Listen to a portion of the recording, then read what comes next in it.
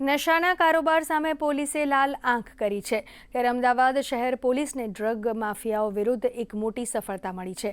અમદાવાદ શહેરના નરોડા પોલીસ સ્ટેશનની ટીમે નાના ચિલોડા સર્કલ પાસે વોચ ગોઠવીને બિસ્કિટના બોક્સમાંથી આડમાં ડ્રગ્સની હેરાફેરી કરી રહેલા મુંબઈના એક શખ્સને અંદાજે 7 કિલોથી વધુના ડ્રગ્સના જથ્થા સાથે રંગે હાથ દબોચી લીધો છે।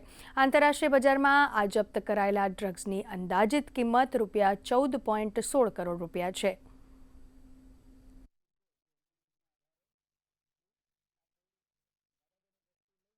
ખાસ કરી નાર્કોટિક્સ થઈ શકે તે લઈને આવવાના છે।